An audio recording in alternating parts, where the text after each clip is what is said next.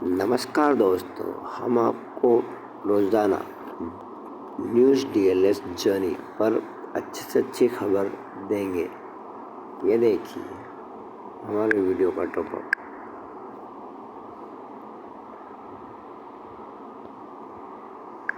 ज़रूर हमारे चैनल पर लाइक सब्सक्राइब करें।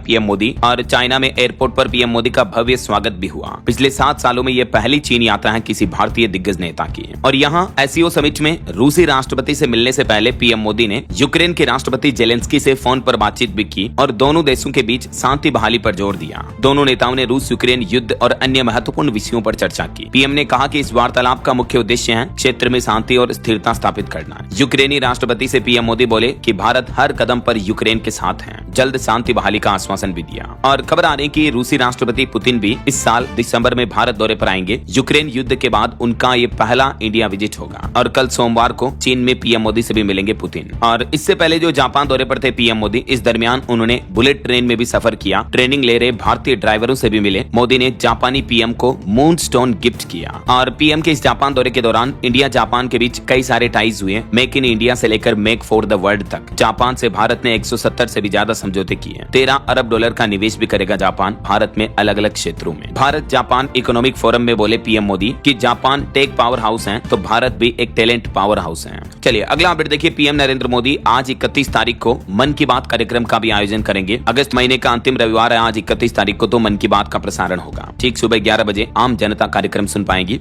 और चलिए अगली बड़ी खबर देखिए। अमेरिकी कोर्ट ने अमेरिकी राष्ट्रपति डोनाल्ड ट्रंप के ज्यादातर टैरिफ को गैर कानूनी बताया। वैसे कोर्ट ने फिलहाल तो टैरिफ पर रोक नहीं लगाई है, लेकिन कोर्ट के इस फैसले पर ट्रंप ने कहा कि अगर टैरिफ हटे तो अमेरिका बर्बाद हो जाएगा। और एक रिपोर्ट ये भी सामने आ रही कि नोबेल पुरस्कार के लिए भारत ने अमेरिकी राष्ट्रपति ट्रंप को नॉमिनेट नहीं किया, इसीलिए भारत पर टैरिफ लगाया है अमेरिका ने। न्यूयॉर्क टाइम्स के अखबार की तरफ से यह दावा किया गया, क्योंकि ट्रंप ने भी कहा कि पाकिस्तान ने तो मुझे नोबेल के लिए नॉमिनेट कर दिया है, भारत भी ऐसा करे। तो इससे मोदी भी नाराज हुए। और न्यूयॉर्क टाइम्स की रिपोर्ट में यह बताया गया है कि भारत अमेरिका के बीच तनाव की असली वजह ट्रंप की नोबेल प्राइज की ख्वाहिश ही है। यही वजह कि ट्रंप ने भारत पर कुल 50% टैरिफ लगाया है, जिसमें 25% एक्स्ट्रा टैरिफ रूसी तेल खरीद की वजह बताई जा रही है। और ट्रंप के टैरिफ को संघीय अदालत ने भी अवैध बताया। अमेरिकी अदालत ने क्या कहा देख सकते हैं कि भारत समेत दुनिया भर पर लगाया गया टैरिफ जो अमेरिका के राष्ट्रपति द्वारा, ये एक तरह से अवैध है। हालांकि हमारे देश के मुख्य आर्थिक सलाहकार भी बोले कि ट्रंप टैरिफ का असर सीमित ही होगा। भारत की अर्थव्यवस्था में सकारात्मक संकेत दिख रहा है। हालांकि इस टैरिफ के बाद बैंक ऑफ बड़ौदा की अभी एक रिपोर्ट सामने आई, जिसमें बताया गया कि फाइनेंशियल ईयर 2026 में भारत की अर्थव्यवस्था 6.5% बढ़ने का अनुमान है। टैरिफ की वजह से थोड़ा जोखिम पैदा हो सकता है देश की इकोनॉमी पर। और जीटीआरआई ने भी सरकार को एक सुझाव दिया। कहा कि वैश्विक प्रदर्शनियों में भागीदारी के लिए निर्यातकों को यानी एक्सपोर्टर्स को 2500 करोड़ मिलने चाहिए। मतलब सरकार को सालाना इतना बजट एक्सपोर्टर्स के लिए रखना चाहिए, तभी वैश्विक निर्यात भारत का बढ़ाया जा सके। ऐसा तो ये कुछ टैरिफ वगैरह को लेकर मसले चल रहे हैं। चलिए आगे बढ़ते हैं अपन खबरों में। देखिए आप, ऑटो इंडस्ट्री से खबर आ रही है। ईथर कंपनी ने अपना एक नया ई स्कूटर रोल आउट किया, जो कि खराब सड़क और गड्ढा आने से पहले आपको सतर्क कर देगा। ईथर ने पोर्ट होल करके एक अलर्ट फीचर रोल आउट किया है और एक स्पोर्ट्स इलेक्ट्रिक स्कूटर भी लॉन्च किया, जिसमें रिडक्स का कॉन्सेप्ट भी रिवील किया कंपनी ने। चलिए अगला अपडेट देखिए। देश के वायुसेना उप प्रमुख ने एक नया खुलासा किया है ऑपरेशन सिंदूर के 3 महीने बाद। उन्होंने कहा कि हमने ऑपरेशन सिंदूर में पाकिस्तान पर 50 से भी कम हथियार दागे थे। एयर मार्शल बोले कि इतने में ही पाकिस्तान घबरा गया और सीज फायर के लिए कहने लगा। एयर मार्शल नर्मदेश्वर तिवारी की तरफ से ऑपरेशन सिंदूर को लेकर ये कुछ खुलासे किए गए। और एक बड़ी खबर देखिए दोस्तों। ह्यूमन जीपीएस के नाम से कुख्यात आतंकी बागू खान मारा गया। 25 सालों में 100 से ज्यादा घुसपैठ में मदद कराने का आरोप था इस पर। गुरेज में 2 दिन पहले इसका एनकाउंटर किया गया। जम्मू कश्मीर के बांदीपोरा जिले के गुरेज सेक्टर में एलओसी के पास सुरक्षा बलों ने इस कुख्यात आतंकी बागू खान को मार गिराया। और दिल्ली हाईकोर्ट का एक बड़ा फैसला देखिए। आरोपी बदनाम हो, रेप विक्टिम नहीं। समाज को अपनी सोच बदलनी चाहिए, क्योंकि एक आरोपी ने एक केस में दलील दी थी कि अगर केस चला तो पीड़ित की बेइज्जती होगी। तो दिल्ली हाईकोर्ट ने एक रेप केस की सुनवाई करते हुए कहा